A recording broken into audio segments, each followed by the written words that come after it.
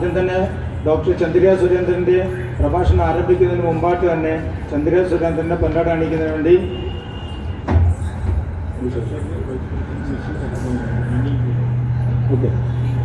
Doctor Chandrika സുരേന്ദ്രനെ പൊന്നാട അണിയിക്കുന്നതിലേക്ക് വേണ്ടി ശ്രീകൃഷ്ണ ചാരിറ്റബിൾ ഫൗണ്ടേഷൻ്റെ ട്രഷറർ നിഷയെ ഞാൻ വേദിയിലേക്ക് ക്ഷണിക്കുന്നു. അതോടൊപ്പം തന്നെ മിനി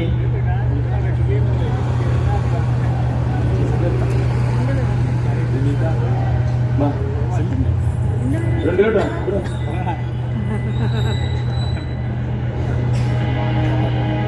മിസസ് നിഷ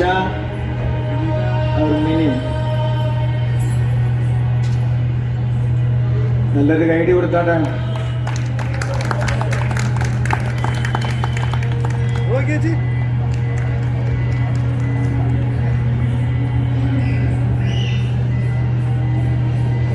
ഇതോടുകൂടി നിങ്ങൾ ആകാംക്ഷയോടെ ചന്ദ്രിക സുരേന്ദ്രനെ ഞാൻ വേദിയിലേക്ക് സാദരം ക്ഷണിച്ചുകൊള്ളുന്നു. Please come.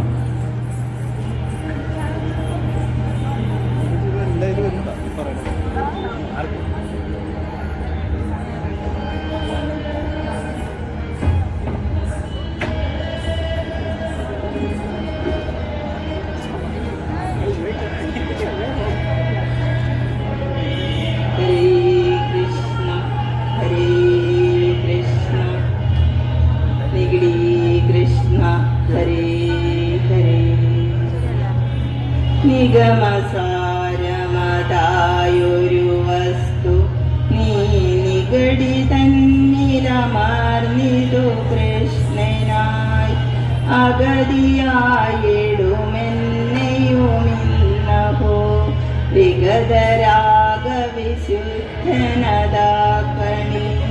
ഹരേ കൃഷ്ണ നിഗടി കൃഷ്ണ ഹരേ ഹരേ.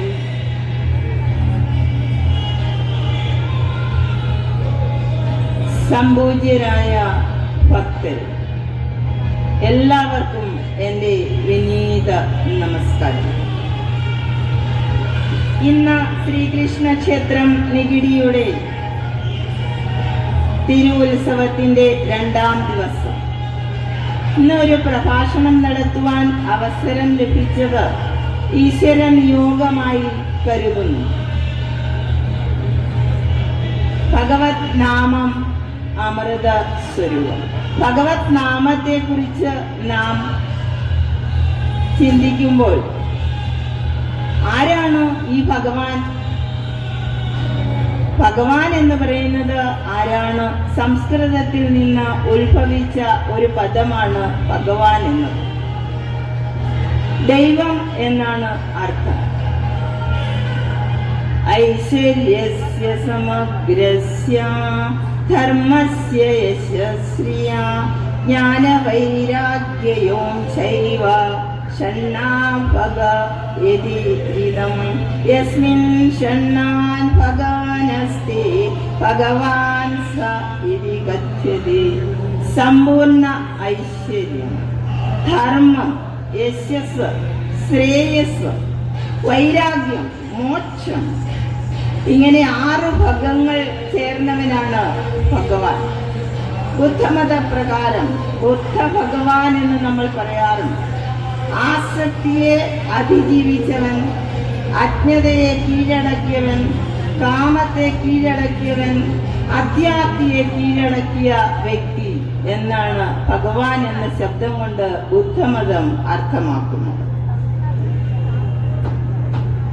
കലിസുന്ദരണോപനിഷത്തിൽ ദ്വാപരയുഗത്തിന്റെ അവസാന ഘട്ടത്തിൽ നാരദ മഹർഷി ബ്രഹ്മദേവനെ സമീപിച്ച് വരാൻ പോകുന്ന കലിയുഗത്തിന്റെ കലിബാധയിൽ നിന്ന് രക്ഷ നേടാൻ നാം എന്താണ് ചെയ്യേണ്ടത് എന്ന് ചോദിച്ചു. അതിനുത്തരമായി ബ്രഹ്മദേവൻ കൊടുത്തത് ഒരു മന്ത്രമാണ്, ഒരു ഷോഡശ മന്ത്രം, 16 നാമങ്ങൾ അടങ്ങുന്ന ഒരു മന്ത്രം. ഹരേ രാമ രാമ രാമ ഹരേ ഹരേ, ഹരേ കൃഷ്ണ കൃഷ്ണ കൃഷ്ണ ഹരേ ഹരേ, ഇതി ഷോഡശകം നാംനാം കലികന്മഷനാശനം.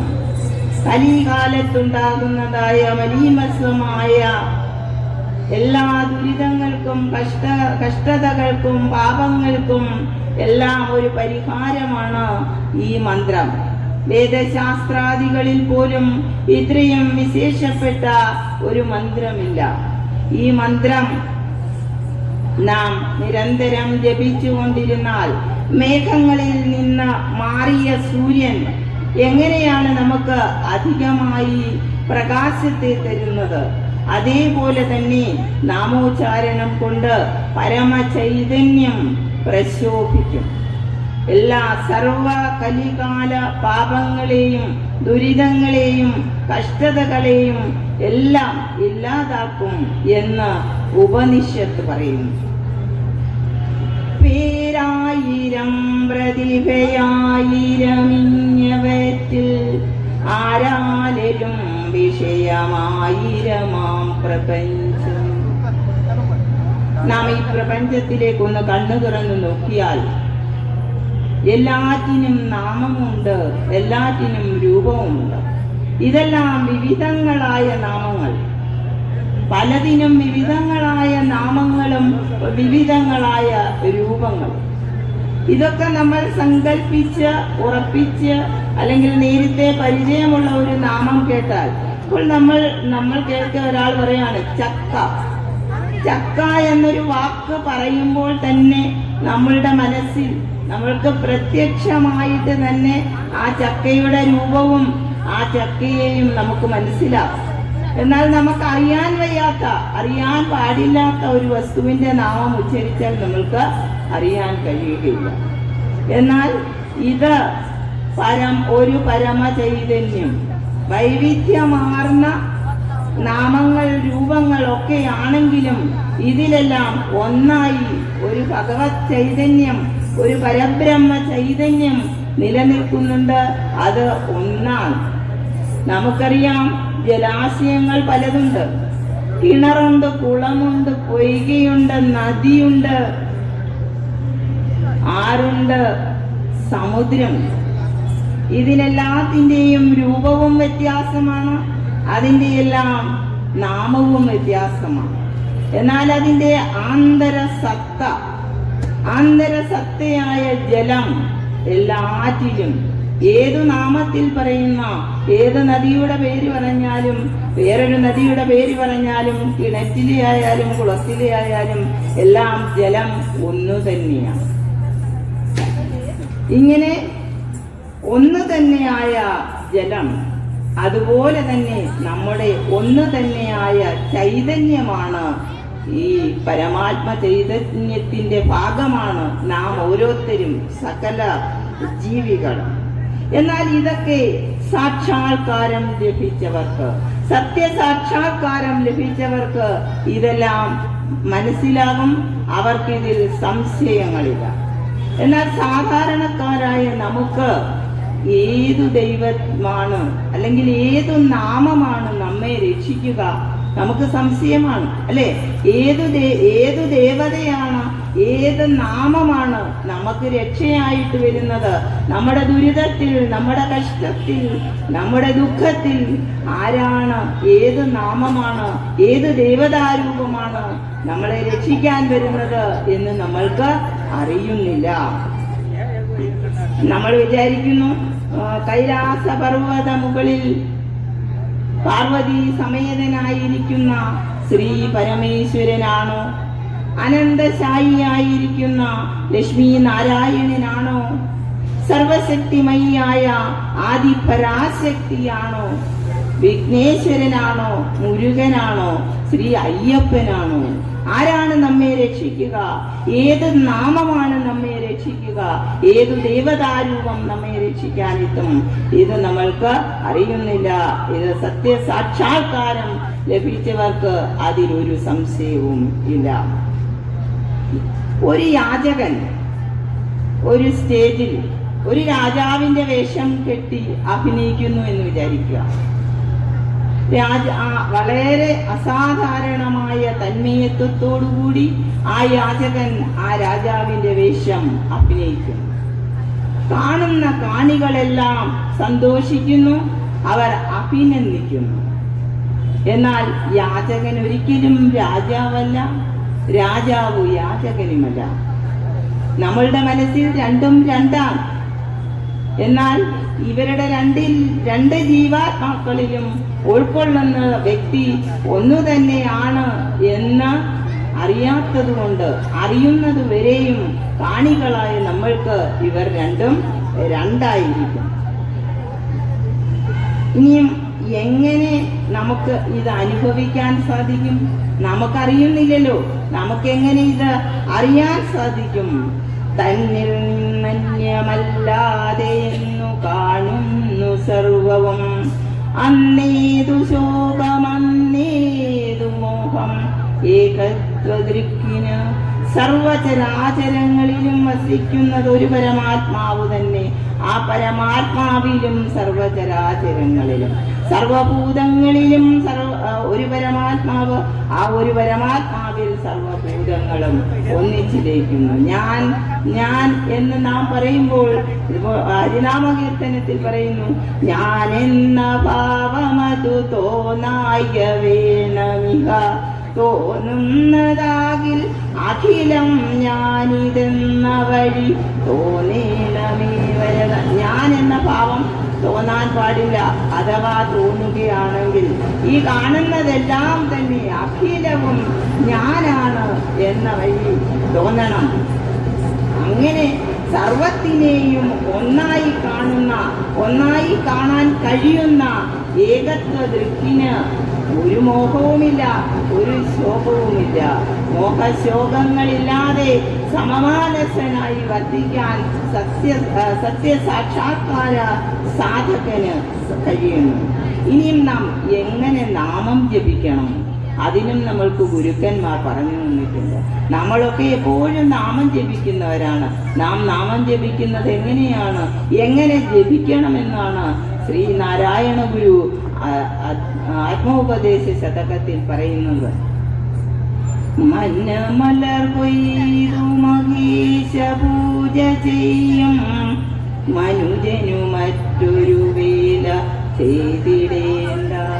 മന്നമലർ കൊയ്ത് നമ്മുടെ മനസ്സാകുന്ന പുഷ്പത്തെ എടുത്ത് ഭഗവത് തൃപ്പാദങ്ങളിൽ അർച്ചിക്കുമ്പോഴാണ് നമ്മൾ ഭഗവാനെ ജപിക്കുന്ന ശരിയായ ജപം ആകുന്നത്. നമ്മളിവിടെയൊക്കെ സഹസ്രനാമം ജപിക്കാറുണ്ട്, അർച്ചന ചെയ്യാറുണ്ട് അല്ലെ? എല്ലാവരും, ഞാൻ ഉൾപ്പെടെ. നമ്മൾ ചെയ്യുന്നത് എങ്ങനെയാണ്? നാവുകൊണ്ട് നാമം ഉച്ചരിക്കും, കൈകൊണ്ട് പുഷ്പമെടുത്ത് അർച്ചിക്കും. മനസ്സെവിടെ? മനസ്സിങ്ങനെ വിഹരിച്ചു കൊണ്ടിരിക്കും. 7 മണിക്കാണ് ലളിതാ സഹസ്രനാമം തുടങ്ങുന്നതെങ്കിൽ നമ്മൾ ഇരിക്കുന്നവര് അയ്യോ രാത്രിയാകും, ഇനി അങ്ങോട്ട് പോകാനുള്ള വണ്ടി എപ്പോൾ കിട്ടും? അങ്ങനെ പല കാര്യത്തെ കുറിച്ച് നമ്മൾ ഇങ്ങനെ ചിന്തിച്ചു കൊണ്ടേയിരിക്കും. ഒരിക്കലും മനസ്സതിലേക്ക് വരുന്നില്ല. ശരിയായ ജപം എന്ന് പറയുന്നത് മല്ലർ കൊയ്ത് മനസ്സാകുന്ന മലരിനെ, മനസ്സാകുന്ന പുഷ്പത്തെ എടുത്ത് ഭഗവത് പാദങ്ങളിൽ അർപ്പിക്കണം. നാമജപം എന്ന് പറയുന്നത് ഒരു സാധനയാണ്, ബോധപൂർവമായ ഒരു പ്രയത്നമാണ്. അത് നമ്മൾ ചിത്രശലഭത്തെ പിടിക്കാൻ പോകുന്നത് പോലെ അത് സ്വമേധയാ സ്വസ്ഥമായിരുന്ന് നാം ചെയ്യേണ്ടതാണ് എന്നാണ്. സനാതന ധർമ്മത്തിൽ ഈ നാമജപത്തിന് അതീവ പ്രാധാന്യമുണ്ട്. ഋഷിമാരെല്ലാം തന്നെ വാൽമീകി വ്യാസന്മാരും എല്ലാവരും എങ്ങനെയാണ് നാമജപം ചെയ്തിരുന്നത്? മാനാപമാനസമമാനസരാജഹംസ. എല്ലാ ഋഷീശ്വരന്മാരും ഇങ്ങനെയുള്ളവരായിരുന്നു. മാനത്തിലും അപമാനത്തിലും സുഖത്തിലും ദുഃഖത്തിലും സമമാനസരാജഹംസരായിരുന്നു. സമമായിട്ടതിനെ കാണുക, എല്ലാറ്റിനെയും സമമായി കാണുക അല്ലെ? സുഖവും ദുഃഖവും അനുഭവകാലം പോയാൽ സമമി കീർത്തനത്തിൽ പറയുന്നു, നമ്മൾ ഒന്നായിട്ട് കാണണം ദുഃഖത്തെയും സുഖത്തെയും. ശ്രീ ശങ്കരാചാര്യര് പറയുന്നു, സഹനം സർവദുഃഖാനാം അപ്രതികാരപൂർവകം ചിന്താവിലാപരഹിതം. എങ്ങനെ വേണം നമ്മൾ ദുഃഖത്തെ സഹിക്കുവാൻ? സർവദുഃഖത്തെയും സഹനം സർവദുഃഖാനാം അപ്രതികാരപൂർവകം. നമ്മൾക്ക് എന്തെങ്കിലും അതിയായ ദുഃഖങ്ങൾ അല്ലെങ്കിൽ ദുരിതങ്ങൾ ഉണ്ടായിക്കഴിഞ്ഞാൽ നമ്മളുടെ ആൾക്കാർ ചിലരൊക്കെ പറയാറുണ്ട്, ഇനി ഞാൻ ക്ഷേത്രത്തിൽ പോകുകയില്ല, ഇത്ര നാളും ഞാൻ ക്ഷേത്രത്തിൽ പോകുന്നു, ഭഗവാനെ വിളിക്കുന്നു, നാമങ്ങൾ ചെയ്യുന്നു, അർച്ചനകൾ ചെയ്യുന്നു, എല്ലാം ചെയ്തിട്ടും എനിക്ക് ഇത്രമാത്രം ഒരു ദുഃഖം വന്നല്ലോ, ദുരിതം വന്നല്ലോ, അതുകൊണ്ട് ഞാൻ ഈശ്വരനോടൊരു പ്രതികാരം എടുക്കുകയാണ്. അല്ലെ? അങ്ങനെ ആ പ്രതികാരം എടുക്കാൻ പാടില്ല. അപ്രതികാരപൂർവകം. നമ്മൾ ഈശ്വരനോട് മാത്രമല്ല, നമ്മൾക്കുണ്ടാകുന്ന ദുരിതങ്ങൾക്ക് വേറൊരാൾ കാരണക്കാരാണെങ്കിൽ അവരോടും പ്രതികാരം. അല്ലെ? ഭാഗവത കീർത്തനത്തിൽ പറയുന്നു, കോപം കൊണ്ടു ശപിക്കരുതാരും ഭഗവൽ മയമോർക്ക സമസ്തം. ഭഗവൻ മയമായ എല്ലാത്തിനെയും ഒന്നിനോടും നമ്മൾ കോപത്താൽ അവയെ ശപിക്കുകയോ അവയോട് പ്രതികാര ബുദ്ധി തോന്നുകയോ, അതുപോലെ നമ്മൾ എപ്പോഴാണ് പ്രതികാര ബുദ്ധി ഉണ്ടാകുന്നത്? ചിന്താവിലാപം. ചിലപ്പോഴൊക്കെ നമ്മൾ ചിന്തിച്ച് ഇരുന്ന് കരയാറുണ്ട്. ചിലർ പറയും, എനിക്ക് മാത്രമേ ഉള്ളൂ ഇത്രയും ദുഃഖം, വേറെ ആർക്കും ഇത്രമേൽ ദുഃഖമില്ല. അങ്ങനെ പറഞ്ഞ് ചിന്തിച്ച് വിലപിക്കാനും പാടില്ല. അതാണ് ശങ്കരാചാര്യരുടെ സർവദുഃഖ സഹനത്തിന് വേണ്ടി തരുന്ന മാർഗം. സഹനം സർവദുഃഖാനാം അപ്രതികാരപൂർവകം ചിന്താവിലാപരഹിതം. ഇനിയും സാധകരായ ആൾക്കാർ എങ്ങനെയാണ് നാമം ജപിക്കുന്നത്? സാധകർ, നമ്മൾ സാധാരണക്കാർ ജപിക്കുന്നത് നമ്മൾക്കറിയാം. ഇനി സാധകരെങ്ങനെയാണ് ജപിക്കുന്നത്? തണ്ടാരിൽ വീണു മധുണ്ടാരെനിക്കുമൊരു വണ്ടാണു സൂരി സുഹൃതി. നമ്മൾ താമരപ്പൂ വിരിഞ്ഞിരിക്കുന്ന താമരപ്പൂവിലേക്ക് ഒരു വണ്ട് വന്നിരിക്കുന്നു. ആ വണ്ട് അതിൽ നിന്ന് തേൻ നുകരുന്നു. അങ്ങനെ തേൻ നുകർന്ന ആ തേനിന്റെ മാധുര്യം അങ്ങനെ ആസ്വദിച്ച് രമിച്ച് അങ്ങനെ ഇരിക്കുകയാണ്. ആ സമയത്ത് അസ്തമനമാകുന്നു. എന്ത് ചെയ്യുന്നു? സൂര്യൻ അസ്തമിക്കുമ്പോൾ താമര കൂമ്പിപ്പോകുന്നു. ആ താമരയുടെ ഉള്ളിലിരിക്കുന്നതായ വണ്ട് അറിയുന്നില്ല അസ്തമനം നടന്നത്. കാരണം ആ വണ്ട് തേനിൽ മാത്രം ശ്രദ്ധിച്ച് ആ മധുകൊണ്ട് അങ്ങനെ രമിച്ച് അതിൽ മാത്രം ലയിച്ച് ഇരിക്കുകയാണ്. നമ്മുടെ സുഹൃതികളെല്ലാം തന്നെ, സാധകരെല്ലാം തന്നെ നാമം ഇങ്ങനെ നാമജപത്തിൽ മുഴുകുമ്പോൾ അവർ ഉദയാസ്തമയങ്ങൾ അറിയുന്നില്ല. നമ്മൾ രാമായണത്തിൽ പഠിച്ചിട്ടുണ്ട്. രാമായണം എഴുതിയ രത്നാകരൻ എന്ന കാട്ടാളൻ എന്ത് ചെയ്തു? അവിടെ ഇരുന്ന് രാമ രാമ എന്ന മന്ത്രം ജപിച്ച് ദിവസങ്ങൾ കഴിഞ്ഞുപോയി, ഉദയാസ്തമനങ്ങൾ കഴിഞ്ഞുപോയി. കാലം കഴിഞ്ഞപ്പോഴേക്കും ചിതൽ പുറ്റു വന്നു, വാത്മീകം വന്ന് നിറഞ്ഞു. അതിൽ നിന്നാണ് മഹർഷിയായി പുറത്തേക്ക് വന്നത്. അപ്പോൾ അവര് ചെയ്യുന്നതായ നാമജപം പൂർണ്ണമായും ഈശ്വരനിൽ ലയിച്ചുകൊണ്ട് ഉള്ളതായിരുന്നു. ശ്രേഷ്ഠമായ നാമമുണ്ട്. ആദി പരാശക്തിയുടെ വേദാന്ത പൊരുളായ നാമം ശ്രീ ലളിതാ സഹസ്രനാമം. ഈ ലളിതാ സഹസ്രനാമം നാം ജപിക്കുമ്പോൾ നമ്മൾ ഒരു തുടലിൽ കെട്ടിയിട്ടിരിക്കുന്ന പട്ടി, ആ പട്ടി ഇങ്ങനെ കുരച്ചുകൊണ്ട് നമ്മുടെ നേരെ വരും. നമ്മൾക്ക് വ്യക്തമായിട്ടറിയാം ഈ പട്ടി തുടലിൽ കെട്ടിയിട്ടിരിക്കുകയാണ്. അത്രയും ദൂരം കഴിഞ്ഞ് അതിന് വരാൻ സാധിക്കുകയില്ല എന്നറിയാം. എങ്കിൽ പോലും നമ്മൾ അതിന്റെ കുര കേട്ടാൽ ഉടനെ ഭയപ്പെടും. എന്തുകൊണ്ടാണ്? നമ്മുടെ സങ്കല്പത്തിൽ, നമ്മുടെ ബോധത്തിൽ ഉറച്ചിട്ടുണ്ട്, കുരയ്ക്കുകയാണെങ്കിൽ പട്ടി വന്ന് കടിക്കും എന്ന ഒരു ബോധം. ബോധമനസ്സിൽ അങ്ങനെ സങ്കല്പമായി ഭഗവാനെ വെച്ചാൽ, നമ്മളുടെ ബോധമനസ്സിൽ സങ്കല്പമായി ഭഗവാനെ വെച്ചു കഴിഞ്ഞാൽ ഒരു ദേവതാരൂപം നമ്മളുടെ ഉള്ളിലുണ്ടാകും. നമ്മൾക്കിഷ്ടമുള്ള ഒരു ഭഗവാനെ നമ്മുടെ ഉള്ളിൽ, നമ്മുടെ ബോധമനസ്സിൽ ഉറപ്പിച്ചു കഴിഞ്ഞാൽ ആ ഒരു ദേവതാരൂപം അവിടെ ഇരുന്ന് നാമജപങ്ങൾ ചെയ്യുമ്പോൾ, നാമോച്ചാരണത്തിലൂടെ ഊർജം ലഭിച്ച് ആ ശക്തി ഉയരും, ശക്തി വർദ്ധിക്കും. അതാണ് നമ്മുടെ മനഃശക്തി ഉയരും. ഈശ്വരൻ നാമം ഉച്ചരിക്കുന്നവർ എന്തിനേയും അഭിമുഖീകരിക്കാൻ ശക്തരായി തീരുന്നത് ഈ നാമോച്ചാരണത്തിന്റെ, നാമജപത്തിന്റെ ശക്തി കൊണ്ടാണ്. അത് വിത്ത് വിതയ്ക്കുമ്പോൾ നാം അതിന് പാകപ്പെടുത്തണം, അല്ലേ? വെറുതെ അങ്ങ് കൊണ്ടുപോയി വിത്ത് വിതയ്ക്കാൻ പറ്റില്ല. ഭൂമിയൊക്കെ നമ്മൾ പാകപ്പെടുത്തണം. അതുപോലെ തന്നെ നമ്മൾ നാമോച്ചാരണം, നാമജപം തുടങ്ങുന്നതിന് മുൻപും നമ്മൾ പാകപ്പെടുത്തേണ്ടതായിട്ടുണ്ട്. അത് സഹസ്രനാമങ്ങൾ ഏത് ഉച്ചരിച്ചാലും ഏത് ചൊല്ലിയാലും നമ്മൾക്കറിയാം, അവിടെ നമ്മൾക്ക് ആദ്യം വരുന്നത് വന്ദന ശ്ലോകം, വന്ദിച്ച് പിന്നീട് ധ്യാന ശ്ലോകം, ധ്യാനിച്ച് ഉറപ്പിക്കണം. ധ്യാനത്തിലൂടെ നമ്മൾ ഭഗവാനെ ഉള്ളിൽ ഉറപ്പിച്ചതിന് ശേഷം വേണം നമ്മൾ നാമജപത്തിലേക്ക് തുടങ്ങാൻ.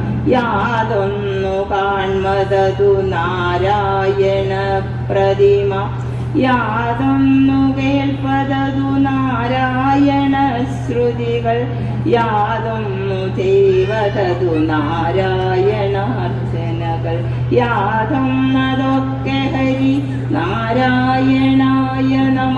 ഇങ്ങനെ നമ്മൾ നാരായണനെ മനസ്സിൽ അതേപോലെ ഉറപ്പിച്ച് പരിപൂർണ ഭക്തിയോടെ നാമം ജപിക്കുന്ന ഒരാൾക്ക് പരിപൂർണ ശാന്തിയും ലഭിക്കുന്നു. നാം എന്തിനു വേണ്ടിയാണ് ഇതൊക്കെ ചെയ്യുന്നത്? നാം അന്വേഷിക്കുന്നത് എന്താണ്? സുഖം, ശാന്തി, സ്വസ്ഥത, സമാധാനം, ആനന്ദം. ഇതിനൊക്കെ വേണ്ടിയാണ് നാം തേടുന്നത്. ഇത് നാം അറിയാതെ തന്നെ നമ്മൾ തേടും. നമ്മൾ ക്ഷേത്രങ്ങളിൽ എന്തിനാണ് പോകുന്നത്? കുറച്ചു സമയം അവിടെ പോയിരുന്നാൽ ഒരു ശാന്തി കിട്ടും മനസ്സിന്, ആനന്ദം. അതായത് ഖുർആൻ എന്ന വിശുദ്ധ ഗ്രന്ഥം ഉടലെടുക്കുന്നതിന് മുൻപ് ഇറാനിൽ ഒരു ഗ്രന്ഥം ഉണ്ടായിരുന്നു. ദിവാൻ എന്നാണ് അതിന്റെ പേര്. ഈ ദിവാൻ എന്ന ഗ്രന്ഥത്തിൽ ആനന്ദത്തെ കുറിച്ച് പറഞ്ഞിട്ടുണ്ട്.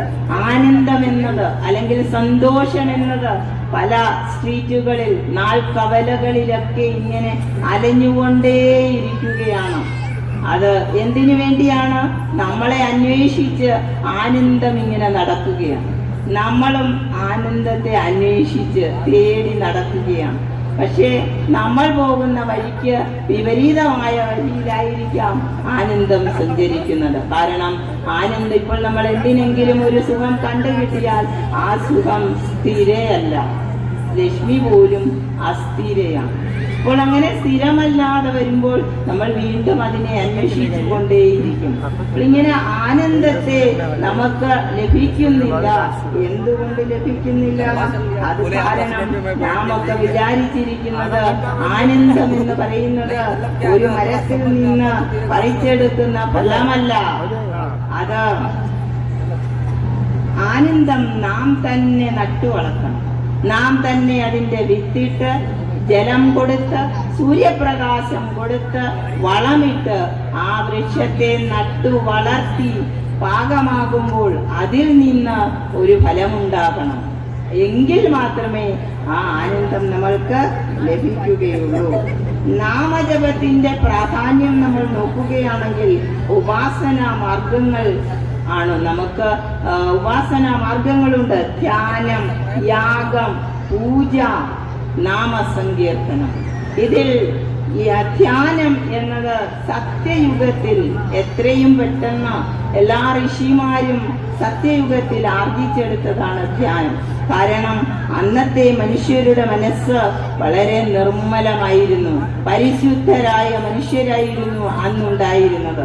അതുകൊണ്ട് പരിശുദ്ധ മനസ്സുകൊണ്ട് ത്യാഗത്തിൽ അല്ലെങ്കിൽ ധ്യാനത്തിലൂടെ മുക്തി നേടാൻ സാധിച്ചിരുന്നു. ഇതിൽ നിന്ന് അതുപോലെ യാഗം ത്രേതായുഗത്തിൽ യാഗമായിരുന്നു അതിൻ്റെ ഉപാധി. പിന്നീട് ദ്വാപര യുഗത്തിൽ പൂജ നമ്മൾ എല്ലാറ്റിനെയും പൂജിക്കും. വൃക്ഷലതാദികളെയും മറ്റ് ജന്തുക്കളെയും മൃഗങ്ങളെയും അതുപോലെ തന്നെ പ്രകൃതി ശക്തികളെയും ഭൂമിയെയും എല്ലാം നാം പൂജ ചെയ്തിരുന്നു. സൂര്യദേവന് വരെ വിളക്ക് വെച്ച് പൂജ ചെയ്യുമായിരുന്നു. അങ്ങനെ പൂജയുടെ കാലഘട്ടമായിരുന്നു ദ്വാപരയുഗം. അത് കഴിഞ്ഞ് അടുത്തത് കലിയുഗമാണ്. ആ കലിയുഗത്തിൽ നാമസങ്കീർത്തനമാണ് പ്രധാനം എന്ന് നമ്മൾ കണ്ടു. ചതുർമുക്തി സായുജ്യമാണ് നമുക്ക് ലഭിക്കുന്ന. നമ്മൾ ചെയ്യുന്ന ഉപാസനകളിലൂടെ ഈ 4 ഉപാസന മാർഗങ്ങളിലൂടെയും നമുക്ക് ലഭിക്കുന്ന മുക്തി ചതുർവിധ മുക്തിയാണ്. അത് സാലോക്യം, സാമീപ്യം, സാരൂപ്യം, സായുജ്യം എന്നിങ്ങനെ 4 തരത്തിലാണ് മുക്തി ഉണ്ടാകുക. സാലോക്യം എന്നാൽ നമ്മൾ ഭഗവാനെ ഒരു ദർശനം കിട്ടുക. നമ്മളുടെ വ്രതത്തിന്റെ നമ്മളുടെ ഉപാസനയിൽ നമ്മൾ ആഗ്രഹിക്കുന്നത് ഭഗവത് ദർശനം. ആ ഭഗവത് ദർശനത്തിലൂടെ മുക്തി നേടുക. പിന്നെ ഭഗവത് സാമീപ്യം ഭഗവാന്റെ അടുത്ത് ഇരിക്കുക. ഭഗവാനെയൊക്കെ ചിലരൊക്കെ പറയാറുണ്ട്, എനിക്ക് മകനായി ഭഗവാൻ ജനിക്കണേ, അല്ലെ? ദശരഥന് പുത്രനായി ഭഗവാൻ ലഭിക്കണേ എന്ന് ഭഗവാനോട് ഉപാസിച്ചപ്പോൾ അങ്ങനെ ഭഗവാൻ തന്നെ പുത്രനായി. അപ്പോൾ പുത്രനായി കഴിയുമ്പോൾ ഭഗവാന്റെ സാമീപ്യം, ഭഗവാൻ അടുത്ത് എപ്പോഴും ഇങ്ങനെ ധാരാളം കഥകൾ നമ്മൾ മഹാഭാഗവതത്തിൽ കാണുന്നുണ്ട്. ഭഗവാനെ ഇങ്ങനെ പല സായുജ്യത്തിലൂടെ സായുജ്യമടയുന്ന ഭക്തന്മാർ. ഇനിയോ സാമീപ്യം, സാരൂപ്യം. മറ്റു ചിലർ ആഗ്രഹിക്കുന്നത് എന്താണ്? ഭഗവാന്റെ രൂപം എനിക്കുണ്ടാകണമേ എന്ന ആ മുക്തിയാണ്. അല്ലാതെയോ സായുജ്യം എന്ന് പറയുന്നത് ഭഗവാനിൽ തന്നെ ലയിക്കുക. അത് കൂടുതലും ധ്യാനത്തിലൂടെയാണ്. ധ്യാനത്തിലെന്റെ ഹൃദയം ലയമാർന്നിടട്ടെ, ധ്യാനത്തിലെന്റെ ഹൃദയം ലയമാർന്നിടട്ടെ. ഭഗവാനിൽ തന്നെ അങ്ങ് ലയിച്ചു ചേരട്ടെ. അതാണ് സായുജ്യം. ഭഗവത് നാമം അമൃത സ്വരൂപമാണ്. അത് അരുളപ്പെടുന്ന പൊരുളാണ്. അതിനെ നമുക്ക് എങ്ങനെ അറിയാൻ കഴിയും? അരുളപ്പെടുന്ന പൊരുളാണ്, അരുളപ്പെടാത്ത പൊരുളുമുണ്ട്. ഇതിനെപ്പറ്റി നമുക്ക് എങ്ങനെ അറിയാൻ കഴിയും എന്ന് രമണ മഹർഷി വിവരിക്കുന്നുണ്ട്. ഒരിക്കൽ പാർവതി പരമേശ്വരന്മാർ വനത്തിലൂടെ നടക്കുന്നതായ സമയത്ത് സീതാദേവിയെ നഷ്ടപ്പെട്ട ശ്രീരാമനും ലക്ഷ്മണനും അതുവഴി വന്നു. ശ്രീരാമനെ കണ്ടതും ശ്രീ പരമേശ്വരൻ വണങ്ങി. അത് കണ്ടപ്പോൾ പാർവതി ദേവിക്ക് അത്ഭുതമായി. രാമൻ ഒരു മനുഷ്യനല്ലേ, രാമനെ എന്തിന് സകലരും വണങ്ങുന്ന ദേവദേവ ലോകത്തെല്ലാം വണങ്ങുന്നതായ ശിവൻ എന്തിനു വേണ്ടി വണങ്ങുന്നു? പിന്നീട് പാർവതി ദേവി ശിവനോട് ഇതിനെപ്പറ്റി ചോദിച്ചു. അപ്പോൾ അദ്ദേഹം പറഞ്ഞത്, ശ്രീരാമൻ മനുഷ്യനല്ല, ശ്രീരാമൻ മഹാവിഷ്ണുവിന്റെ അവതാരമാണ്.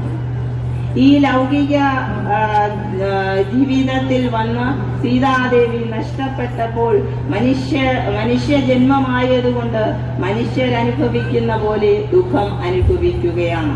യഥാർത്ഥത്തിൽ മഹാവിഷ്ണുവിനറിയാം ഈ ദുഃഖം എന്ന് പറയുന്നത് മായയാണ്.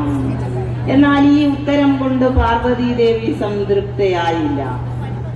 പാർവതി ദേവി ശ്രീരാമനെ ഒന്ന് പരീക്ഷിക്കാൻ തന്നെ തീരുമാനിച്ചു. പാർവതി ദേവി സീതാദേവിയുടെ രൂപം പൂണ്ട് ശ്രീരാമ സന്നിധിയിലെത്തി. കണ്ട ഉടനെ അടുത്തെത്തിയ ഉടനെ ശ്രീരാമൻ ചോദിച്ചു, ഹേ പാർവതീദേവി, ശംഭുവയോടെ എന്താണ് സീതയുടെ വേഷമിട്ടിരിക്കുന്നവർ?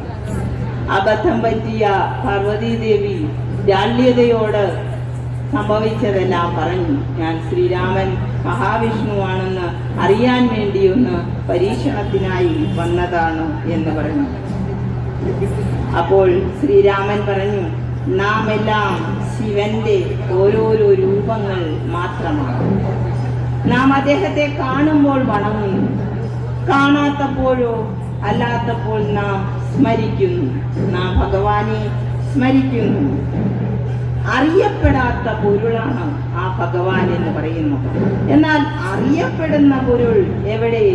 അറിയപ്പെടുന്ന പൊരുൾ സത്യത്തിന്റെ പാതയിലൂടെ ഭഗവത് സ്മരണയിലൂടെ ജീവിക്കുമ്പോഴാണ് നമുക്ക് അറിയാൻ കഴിയുന്നത്. അതിനെ നമ്മൾ എങ്ങനെയാണ് അറിയുക? നമ്മൾ അനുഭവിച്ചാണ് അറിയുന്നത്. നമ്മുടെ അനുഭവത്തിലൂടെ നമ്മൾ ഭഗവാനെ അറിയുന്നു. അറിയപ്പെടുന്ന പൊരുളിനെയും അറിയപ്പെടാത്ത പൊരുളിനെയും നമ്മളുടെ അനുഭവത്തിലൂടെ നമ്മൾ അറിയുന്നു.